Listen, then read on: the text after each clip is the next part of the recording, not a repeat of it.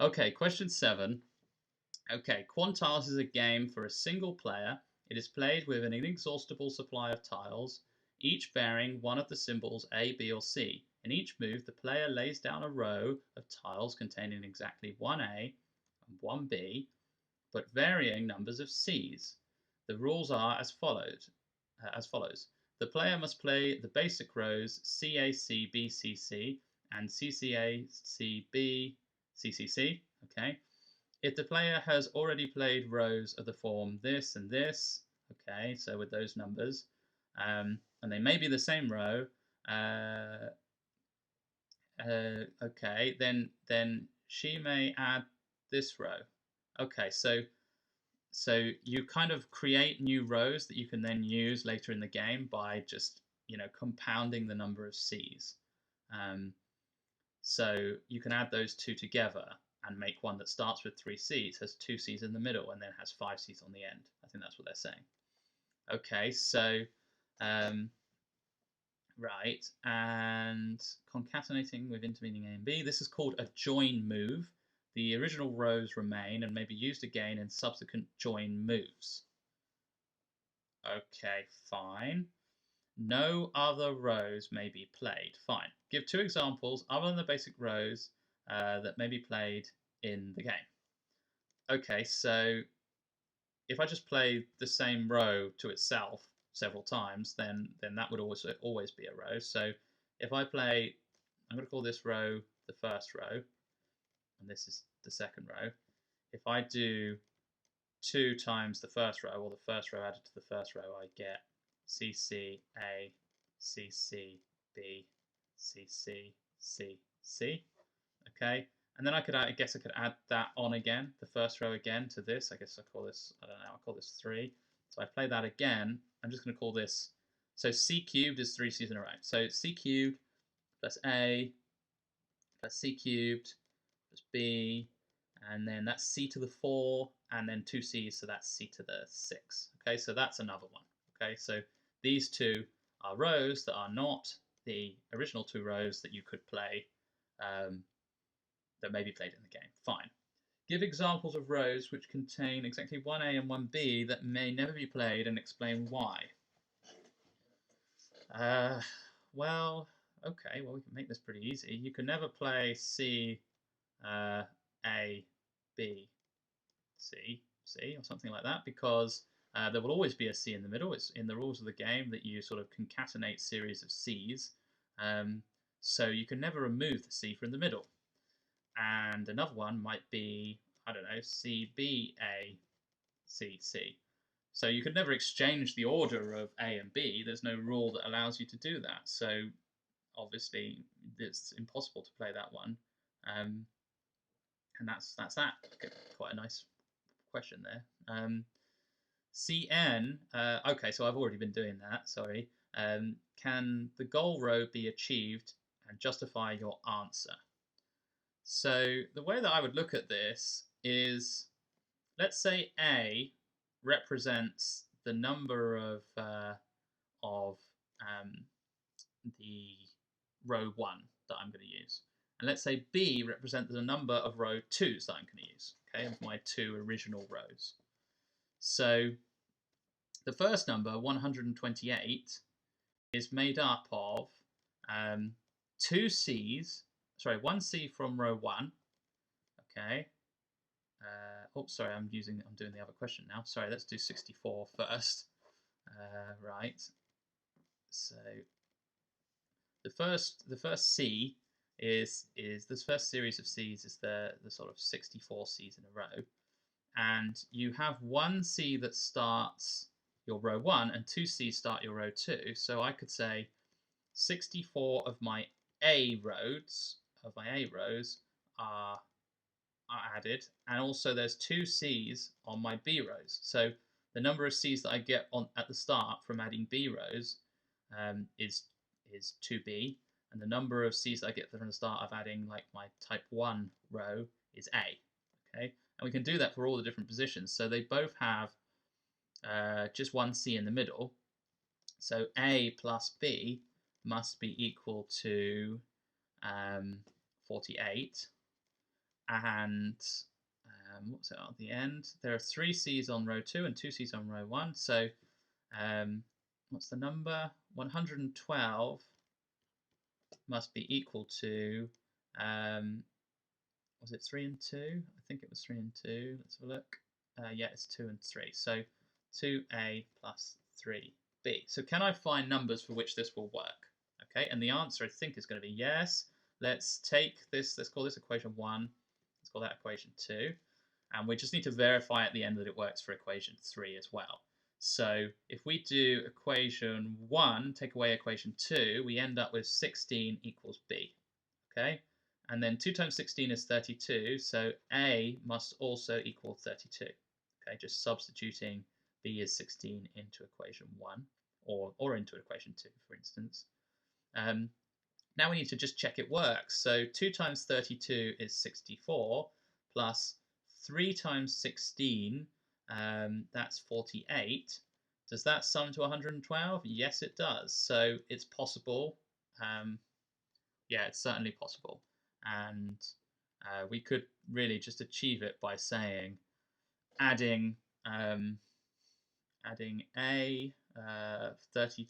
type row 1 to itself kind of like 32 times, and then type row B to itself 16 times, and then sort of adding them together. Okay, so that's how that could be achieved. The goal row here can, sorry, let's work, right, justify your answer. So I've done that with my sort of simultaneous equations there. Can the goal row be achieved and justify your answer? So can this goal row be achieved? So I think the answer is no. You can spot the answer is no sort of straight away by comparing the number in the middle to the number on either end, right? So the number on the sort of right end can be like many times bigger. Can be sort of maximally, I guess, 3 times bigger than 48.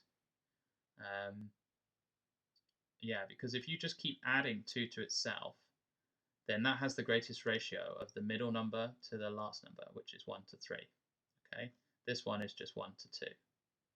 Yeah, so if you add that to itself like a great many times, then still the ratio is going to be preserved. And if you added in any type 1 to your series of type 2s, then you would in fact sort of lower that ratio by, because this is only 2 to 1. So because 3 times 48, what is that? That's 120. 3 times, it's 144. Because this is actually a greater than 1 to 3 ratio, then that's impossible because you can't, these ratios are preserved. I think it's also true on the other side. So this should be 1 to 2, right? The greatest ratio of middle types to, middle C's to NC's is sort of 1 to 2 or 2 to 1. Here it's just 1 to 1, and here there's 1 C for every 2 C's on the end. And again, that doesn't work because just 2 times 48 is 96, which is a lot less than 128. So those are 2 reasons that you couldn't possibly do it. I think a long-winded way of doing it, or a very thorough way of doing it, would be to do this again, to make your simultaneous equations and show that there are no A or B, well, there's no set of A and B that suit all 3 of those equations. Okay, so the goal row, 31 C's, A, 16 C's, 47 C's, is achievable. Show that it can be achieved with 7 join moves.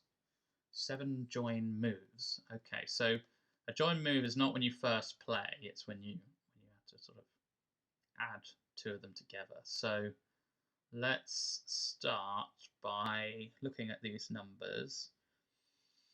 So I do want a kind of, so let's look at the ratio here.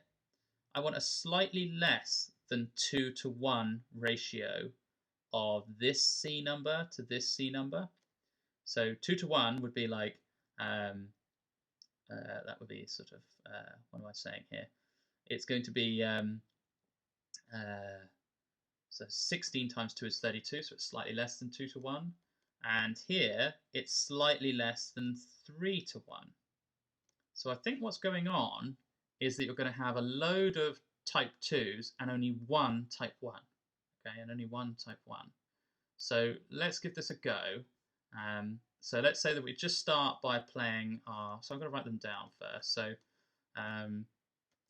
type 1 is... what does it look like? It's C, C, and then 2 C's. Okay. So it's C, A, C, B, and then C squared on the end. So that's my type 1. And my type 2 is... It's 2 C's, an A, a C, a B, and then 3 C's. Okay, and that's my type 2. So if I first play my 2, okay, so let's do move number 1 is play a 2. Move number 2 is add a 2 to a 2. Okay, so it's 2 plus 2. And let's say that equals tile type 3, which is going to be C to the 4, A, C squared, B, C to the 6. Okay, and now that I've played this, I could play it again, right? I could try and add 3 to 3. Can I do that? Yeah, I suppose I can. So 3 add 3, and let's call that tile type 4. So this is a join move. I'm going to add a little J on the end when it's a join move. So that's C8, A, C4, B, and then C12. Okay, right, so let me just be careful. What am I actually aiming for? 31. Okay, let me just keep that in mind. So it's going to be 31, 16, 47. Okay, that's what I'm aiming for. So move 4, let's go, let's add a 4 to a 4. Okay, add a 4 to a type 4, and that gives us a type 5, which is going to be C16, A, C8, B, C24. Okay, I need to be careful now. I can't do the same thing again. If I add this on, I'll get up to 32. My C in the middle would be fine, but my NC would be just too big. So I need to start adding in my sort of type 1 at some point. So let's just do a type 1 plus a type 2. Okay, this might be wrong. I might need to go back and check this or change it. If I do that, I'll get a C3, A, C2, B, C5. Okay. What about if I then add that to a... Oh, I've already got a type 3. I'm going to have to call that a type... I'm going to have to call that a type... that should be a type 6, really. Sorry about that. So let's call that a type 6. And then, so all of these have been join moves. Join, join, join. So we're on 4 joins so far, so we're not doing too bad. So move number 6 is a type 6 added to a type 3. Let's do that. That'll give me sort of a... Yeah, that's looking good, because then I have a C7 on the end. C7 plus C8 plus C16. Okay, that's looking okay. I'm kind of... If I do that, I'll get a 15, and a 15 plus a 16 is a 31. I think we're nearly there, actually. So a 6 plus a 3. So that gives me C4 in the middle. Is that right? Type 6 is a 1 plus a 2. That's a 2 in the middle, yeah. And yeah, okay, added to a 3, fine. B, and then C11 on the end, okay. If I add that to a type 4, okay, so that's another join move. So 7, that's a type 7 added to a type 4. Let's call it a type 8, right? I'm doing this just because I think, if I make a mistake at the end, at least I've got all these types, I know how to make them. So if I do that, I'm going to get C15A, C12B, and then C23. That's another join move. Okay, 8. Okay, so I think I'm nearly there now. Actually, so if I add those two, I get my 47. Oh, I've made a mistake here. Is that right? What have I done wrong here? So the problem is that I can make my 31, I can make my 47, but I can't make my 16 because I've done something wrong. What have I done wrong here? How many joins have I got? I've got 6 joins, so I've only got 1 left. Is that right? Yeah, I must have made a mistake, and I think it's got to be with this one here, because 12 plus 8 is 20, but otherwise this would make 47 and 31. So when I added 2 4s together, I did get that. So what about my 7 and my 4? 7 plus 4. Oh, 7 plus 4 only makes 8. Yeah, because 7 has a 4 here, and 4 has a 4 here. Okay, so adding those together actually makes an 8 here. And now if I just do my type 8 added to my type 5 for a type 9, okay, that gives me C is 31, A, C of 16, B, C of 47. Okay, and that's another join move. So there's 1, 2, 3, 4, 5, 6, 7 join moves there. And that sort of completes what they asked you to do in this question. So going through it methodically, try not to make any mistakes like I did, but if you do, then at least you've got it listed here how you'd go back and find your mistake, or if you wanted to change the order of your rules, at least you would have some of them here to sort of come back and know that you can make them in certain ways. All right, so that's done. Okay, in any game we call a row useless if it repeats an earlier row or it is not used in a subsequent join move. What is the maximum number of join moves in a game that ends with C31, C16, and C47? Okay, so but contains no useless rows. Now, what are useless rows? We call a useless row if it repeats an earlier row, which we've never done, or if it is not used in a subsequent join move. Okay, so yeah, we obviously would not do that. We didn't do that when we did it here.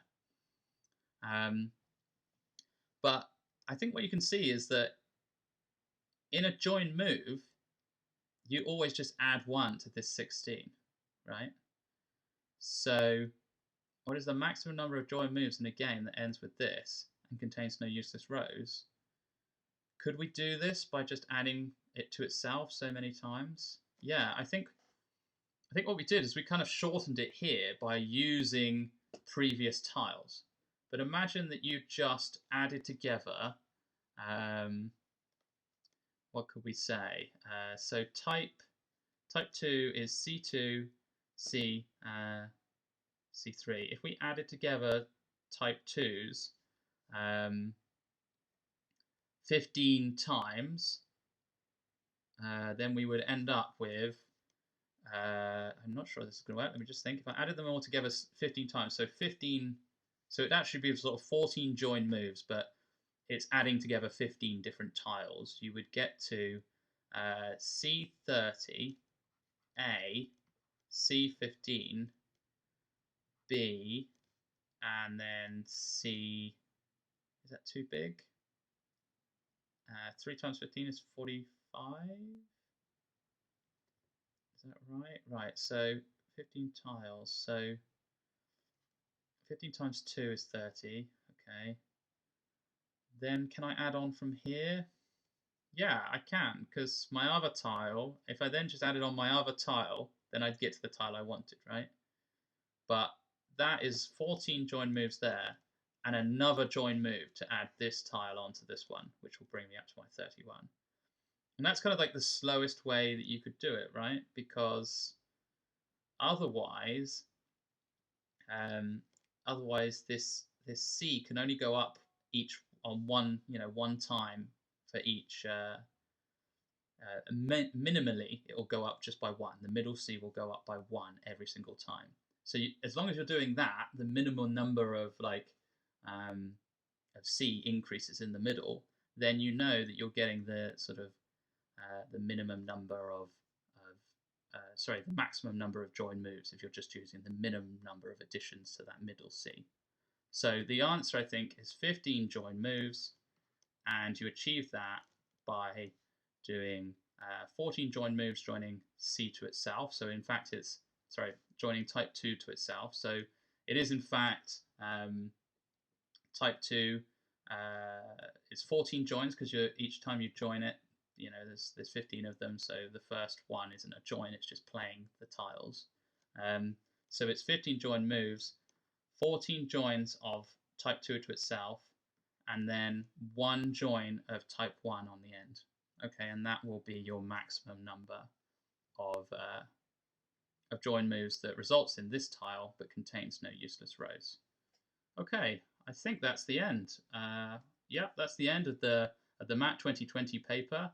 So I hope you found this useful.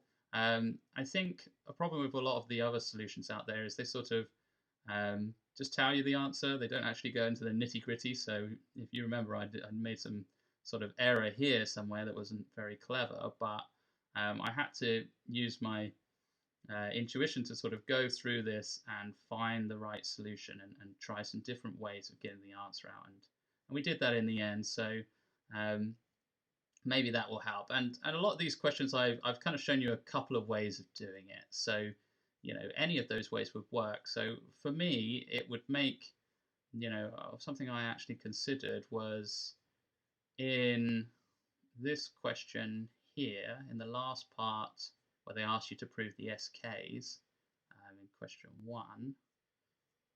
In this part here, if you didn't spot this, if you didn't write this all out, I think you could have done a nice proof by induction. Okay, so if that's the way you want to do it, if you've got that kind of formal mathematical training, then a proof by induction might make more sense to you because it's a sort of formal way of doing this. So this is kind of, I think sometimes a lot of solutions are sort of a bit inspired, if you know what I mean. They sort of pop out of nowhere and you have to spot some crazy symmetry in the problem to solve it. But that's not true. You can solve it in a lot of different ways. And a lot of these solutions are sort of things you'll learn in A-level maths and A-level further maths. So if you don't remember some of these formula as well, there's always a way of rearranging it so that you can make it a little bit easier to spot the answer. So bear that in mind when you take math papers in the future. Okay, thanks very much. Bye-bye.